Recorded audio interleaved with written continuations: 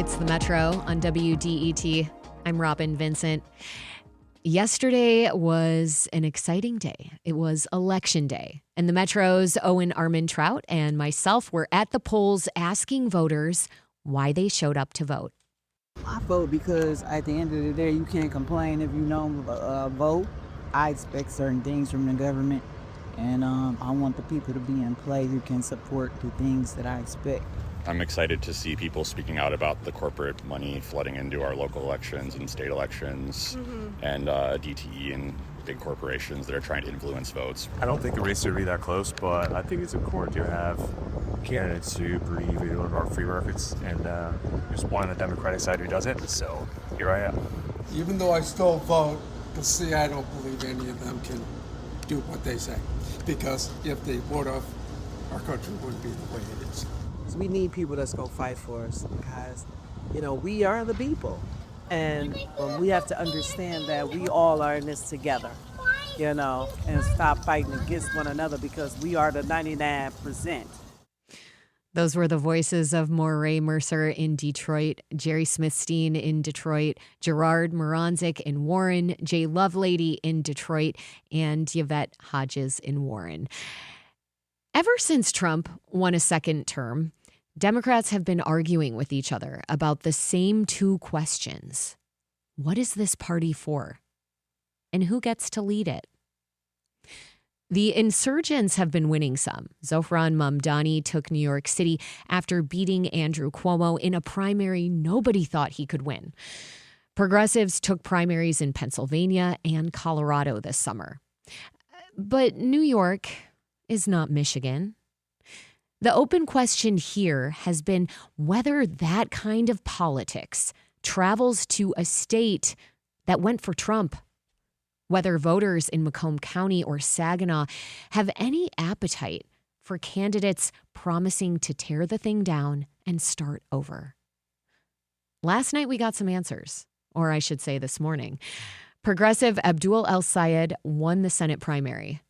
But there are still notable races that haven't been called.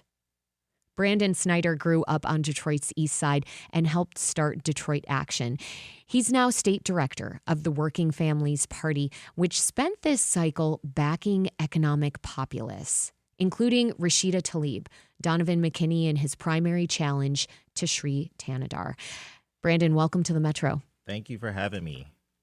First things first. What was your reaction to how economic populist candidates are doing at this point? Zach was on just a moment ago, and he spoke about the need to be able to talk about affordability. One of the voters we just heard from. As well. And I think one of the things that is really important when we think about progressive and economic populism is just the idea that we believe that affordability, that this idea of access is available to all. And voters, like the ones that you just played, like some of the people that we saw who came to the polls last night, like the people who volunteer for us, believe that as well, is that, they're tired of being held down by corporations and the wealthy and well-connected. They're tired of seeing an American dream that we were all promised that actually isn't working out as well as we were told it would be. And instead, they want people who will fight for them. And I think that's one of the sort of like key elements of the movement that comes out of this particular moment, is that people are just tired of having candidates who are not looking at as fighters. People want someone who will stand up for them, stand up against the corporations, stand up against the wealthy few, and protect their communities, but also work towards building more. And so, I think with the sweeps, we see it as a sweep. Now, it was the AP just called the election for Donovan McKinney. We see, earlier this morning, the election was called for Dr. Abdul El Sayed and Will Lawrence, won here in Lansing. And so, these are people who, hit the ground, did the work of building coalition, across race and class to talk about economic populism and justice. Branden, yes, I take your point that these are notable races. However, they also were close races. So what do you say to that? It was not a resounding rejection of moderate candidates and moderate policies, nor a resounding approval, you could say, either. Yeah, I think that's correct. I think, the thing that we saw in this race, particularly the Dr. El Said race and the McKinney race, was tons of outside money working to counteract the narrative and challenge and beat back the momentum that progressives and populists and democratic socialists have had all summer and all year. I was on doors on the east side of Detroit, where I grew up in, and in the neighborhood I grew up in, I should say, and I was speaking to folks, and they were with me on needing Medicare for all and access to healthcare. They were with me on raising the wages and having paid family leave, but they weren't sure about the candidates because too many times they've been burned. And they were seeing tons and tons and tons of digital ads and mail and TV ads that were saying, okay, well, this candidate is promising all of these things and is trying to work for all of these things, but they're just like everyone else. And so I think one of the lessons that we have coming out of this race is that, $60 million of outside spending, in a U.S. Senate race, the most ever. Yeah, ever, is impactful. The crypto lobby and pharmaceutical lobby and so many folks who got into the 13th congressional district, and all the sort of dark money races that got into down ballot races. They are impactful, but community organizations, grassroots leaders, volunteers who care about justice, labor union folks who care about justice and care about wages have to get into the game and have to stand up and build the type of coalition that we need to be able to have these type of policies. I mean, what you're saying right now is that by a very close margin, organizers like yourself, people a part of the Working Families Party and others, were able to have a little bit more of an effect on voters than some of these super powerful PACs that poured millions of dollars into other candidates. Yeah, that's correct. And, one of the things that, people joke about when you're on a campaign and you do field work is that, it's a lot of effort for 1% to 2%, turnout. But you can't, take that away or forsake it because those doors, those conversations, that narrative matters a lot. I mean, on an average day, how many doors could you even knock on? How many people do you think you were really making progress with and connecting with? Yeah, there are, outputs around knocking. If you've been out and folks who've been out before, that you get a lot of not homes, you get a lot of conversations. But the goal is to talk to, like, if you're going to talk to 50 people, the goal is to talk to 10 of them. The goal is to be able to have that 1 out of 5 conversation and be able to have 2 or 3 more touches so that way you can get back to those other 40 that you didn't talk to. So I think that field work, the work of actually coming together as community and, not being isolated individuals is super important if we're thinking about this sort of, populist, justice-oriented politics and policy. What else does the Working Families Party do in addition to knocking on many doors and trying to get people to answer those doors and talk to you? Great question. So as you mentioned, I spent 8 years being the executive director of Detroit Action. And so Detroit Action is a, community organization where we, throughout the year 365 went and identified leaders. We did a lot of leadership development. The outputs of housing justice and criminal justice work were, secondary, but the work that we did day in and day out was around, training people to tell their story, making sure that we're bringing people together who've experienced gun violence or housing and security together to be able to tell their story and be able to identify and learn and create policy. And, the work that we do at WFP is different because now what we're trying to do is bring together community organizations and leaders who care about justice to be a coalition, to see themselves as bigger than just individual actors who are doing their own door knocking programs, sending their own mail, doing their own mailers, having their own house parties, but actually having a shared strategy that brings together community organizations, labor unions, individual activists who don't have a political home and are sort of left progressive populist candidates. And so one thing to that is that the work that we're doing is a case study, because you mentioned at the top that, the work that we're going to do here is not like New York, it's not like Philadelphia. Yeah. And what we've had to learn is that It's regional. So what we want to learn here and what we're going to build here is different than the strategy that we produced in Lansing. It's going to be different than what happens in Grand Rapids. It's different than what happens in Saginaw. And the commonality is that we're going to continue to talk about justice, and we're going to continue to talk about community and bring communities together to be able to have shared plans and shared actions to be able to strike and be able to build justice and populism and what it looks like for those regions. You mentioned the words political home, people who don't have a political home. And I'm struck by that because I think that describes a lot of folks in Detroit, given our voter turnout is so low. I see your eyes right now sparkling in response to what I'm saying. So talk about that, about what that means to actually reach people who don't have a political home. I realize you mentioned it's about the power of narrative. It's about getting folks to connect by telling stories that resonate. Say more. Yeah, there's an author and scholar, Adrienne Marie Brown, who's actually a Detroiter, and she sort of coined this term around political home in the mid 2000s. And the idea of political home for many, just to boil it down, is somewhere where people of like minds, of like interest, of shared values can come together and ideate. So how can they think together? How can they dream together? But also how can they strive for more? How can we make ourselves better? And far too often when you knock on a door, if you're going door knocking in Detroit, Dearborn, Mount Clemens, Saginaw, wherever, people feel like the Democratic Party isn't that. That it actuality, all they're being told is to talk to people or come talk and get engaged during the election year. And otherwise, they're just butts and seats, bodies and numbers, instead of whole people with, agency and identity and issues.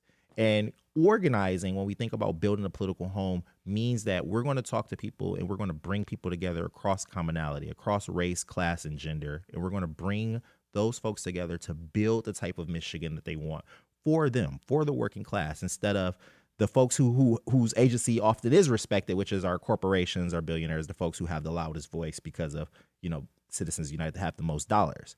And what we need to be able to do through the work that we believe in as political home is do more work to be able to educate people on what the system is, what politics is. So often we think about capital P politics, which is campaigns and candidates and parties, instead of lowercase p politics, which is debate, negotiation, and compromise.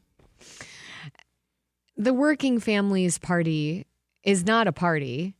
Not yet. Okay. That's what I want to know. When will it be? I mean, candidates don't run under the Working Families Party. Are there ambitions to change that? So let me do the long answer. So no. How about the medium? The medium answer is, in New York, in Connecticut, in Rhode Island, and Oregon, and in Pennsylvania, it is an actual formal party where it has a party line. And even in New York specifically, it has this thing called fusion voting, which you mentioned Mayor Mamdani. And so he received 1 million votes in the general election for the mayor's race. But he also received 150,000 votes on the Working Families Party line. So fusion voting is this idea that candidates can appear multiple times on a ballot under different parties. So you want to run as a Democrat, you win the Democratic primary, you get the Democratic nod. You also work to, get the Working Families Party nomination. You get those 2 slots. And in Michigan, we had this thing called fusion voting. We had it for much of our state's history up until the late 1800s, early 1900s. It was actually outlawed because Republicans and Democrats were like, okay, socialists and populists, these folks were winning too many races, and we actually need to bar this this thing that they have, this opportunity that they have, and make it and sort of, I want to say rig the game, but it's actually more so create some structures that remove that. So one of the things that's happening is that there's a lawsuit in the state Supreme Court to unban our prohibition on fusion voting here in Michigan. That would allow the Working Families Party to be one of the beneficiaries, to be able to engage in fusion voting. But for right now, we are a community labor coalition. We run candidates in the Democratic primary and nonpartisan primaries, like we saw in Detroit this past year. where we were able to win and support Gabriela Santiago Romero and Denzel McCampbell. And we run in local elections, so again, nonpartisan elections like school board, county commissions, et cetera. I want to think about the other side again. I mean, we briefly talked about the fact that these races have been very close. Abdul El Sayed beat Haley Stevens by thousands of votes. Donovan McKinney won over Sri Tanadar. They did win, but it was a pretty thin margin. That's to say, economic populists need to make a lot of inroads to win in the general election. What do you say to someone who believes that Michigan isn't yet ready for the types of candidates that you've been supporting? I would argue that, we've long had an economic populist message here in Michigan. When you look at the work of the UAW or the Carpenters Union, when you look at the work that we see from SEIU or the nurses, those are folks who've often gone out, supported candidates, and have dragged the state and the party towards economic populist policies, right? And, they often had to do that, with candidates who were like, okay, well, this is a thing. But Branden, let me jump in here because we would be remiss not to very quickly summarize what economic populist policies are. Yes. Just give me like the 1, 2, 3, 4. Protecting tenants, making sure that we are raising the wages, making sure that we have voice and agency for workers. So making sure that we have policies that don't solely just rely on markets, but actually regulate those markets to make sure that we're protecting workers and consumers. Okay, you did it in less than 4. Thank you. But you're saying essentially that you believe the appetite is there, the appetite has been. The appetite in is there. Michigan. The appetite is there. When you think about coming out of the pandemic and you think about the economy and people feeling the wage gap, we think about wage stagnation. We think about people, I'm 39. And so I'm a older millennial. Yeah. And, many of my friends who graduated college in 2008, 2009, 2007 came out of the economy, came out of the college, to a market where they didn't have jobs and they took on massive amounts of debt. And that particular perspective about college, about the economy, about access, about who is working class, because many of the folks I know who may have advanced degrees also work, working class jobs like baristas or, what have you. The conversation about like how do we improve our lives and how do we make sure that we have access and we can live this American dream is the conversation that folks want to have across age and across gender. But it requires us as organizers to meet those people where they are and continue to have the conversation one door at a time. It's the Metro on WDET. I'm Robyn Vincent. My guest is Branden Snyder. He's the state director of the Working Families Party. We're discussing the results from yesterday's elections and what it says about the possibility of progressive candidates winning in Michigan. We'll be right back.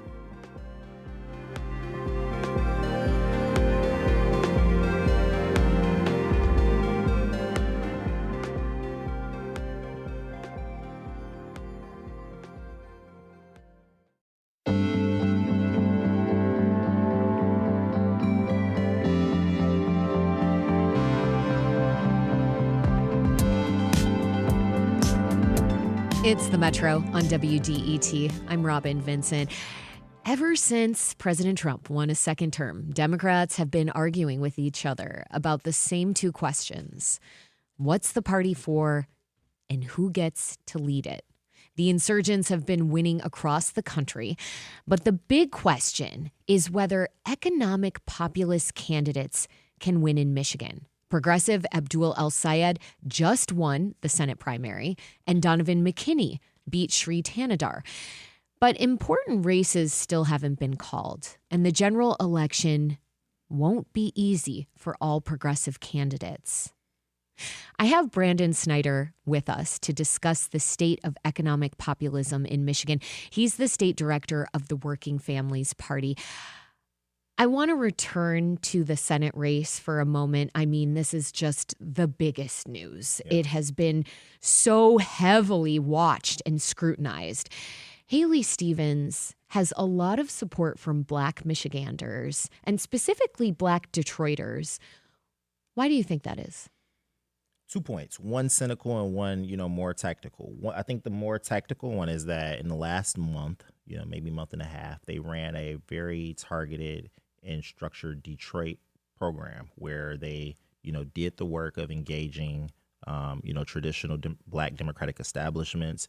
They engaged, the churches. They engaged folks who were after State Senator Mallory McMurrow, dropped out, people who were looking for a candidate. They constantly did the work of, being in place and doing a sort of traditional Democratic campaign where they were on the ground doing the tours of Black businesses, in wherever you may imagine, things that you've seen in the past, things that you see every 4 years. Very traditional tactical strategy that works, where it does mean meeting on the ground, meeting older Black voters who are the folks who show up in primaries, and building a coalition. So I think tactically this was, a smart campaign to engage Black voters, and particularly how they messaged, Stevens and her record, how they utilized her time with Obama, how they utilized their time in Congress, and again building a coalition.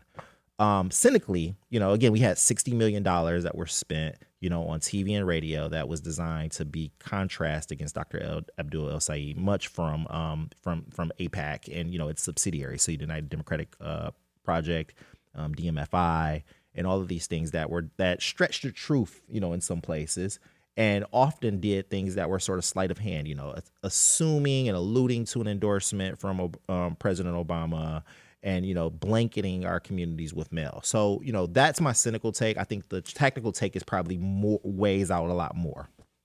All right. So it was, in your eyes, it was both organizing. It was doing a lot of the same kinds of grassroots organizing that you're doing, but also it was the deep pockets of PACs. I want to think about Abdul El-Sayed now, who was the Wayne County and City of Detroit public health leader. Mm-hmm. But it still doesn't seem like he's built enough trust with Black Detroiters. What does he need to do to win them over? Yeah, I think some of that goes to our long, complicated history of race and class here in Metro Detroit. Dr. El-Sayed has, a sterling reputation around being a public health professional. You can look at his time in the city of Detroit and Wayne County. County Executive Warren Evans was one of the first endorsers for him, in his campaign. And I think that when you look at his campaign over these next 3 months, these next 90 days until the general election, it is a similar campaign to what Haley ran, where, being in the places that older Black voters congregate, being in the places that, that older Black voters and older voters, period, want to hear from, and then doing more to talk about a vision for economic populism and how you'll protect those folks. Right now it feels as if there's a generational gap where you hear younger voters, have tons, and college educated voters have tons of excitement and tons of enthusiasm for Dr. El-Sayed, which is true, but there has to be work that builds this coalition and strengthens the coalition and brings them in to where they see themselves and they see this as a movement for them. What does that messaging look like? I think some of it comes back to, the taking on Trump and taking on, the fight against, the erosion of voting rights. You have older Black voters, folks who came up in the civil rights era, see that a lot of their work being decimated. You see that this hard work and a lot of the structures that help propel blacks to the middle class, be eroded. And I think, a lot of what Dr. El-Sayed can do is talk about the fight for that, but then also talk about the ways that we need to improve our social safety net, improve our structures here in the United States to make sure that more folks have this access to opportunity. I want to turn very quickly to another race where a progressive won. William Lawrence is a grassroots organizer out of Lansing, and he just took the Democratic primary in the 7th Congressional District. That's a swing seat currently held by Republican Tom Barrett. So he's going into November in a district Democrats need. Here he is in his campaign video. Welcome to Mid-Michigan, the center of the universe. When I was living out east, I put this tattoo on my hand to remind myself where home was. And when I moved back here 8 years ago, folks said this was a pretty affordable place to live. I don't hear anyone saying that anymore. Instead, folks are wondering if they're going to have to fight a civil war against their neighbors. My mission is to prevent that by uniting us around what we share and taking the fight to the billionaires who are dividing us so they can profit from the chaos. Okay, we wanted to play that clip from William Lawrence because I think it encapsulates something. He's sunny, he's talking about building bridges, and that's been true of some of the other economic populists around the country, like Zohran Mamdani. I think it's fair to say that congressional candidate Donovan McKinney is like this as well. Do voters want an optimistic candidate, a candidate who practices positivity politics? I think more so than positivity politics, people want joyful warriors. So when you think about, what people hear from Zoran, one of the top sort of comments is like, okay, he's so joyful. He makes every, word, you love his dimples, all these sort of things. And they talk about the fact that he expresses gratitude and often a bigger vision of the community, of individuals, of his leadership and the leadership of others. And I think that when you think about William Lawrence, when you think about Donovan McKinney, both of those folks are people who I know personally, but also people who, practice this, politics of positivity, but, are joyful warriors. So they were very sharp in their critiques of the system. They were very sharp in their critiques of their opponent. And they also talked about like what it means to make sure that everyone has access to opportunity and a piece of the American pie. Branden Snyder is the state director of the Working Families Party. Branden, thank you so much for joining me on the Metro. Thanks so much for having me. This is WDET-FM, Detroit Public Radio, your connection to news, music, and conversation. We'll be right back after the news from NPR and WDET.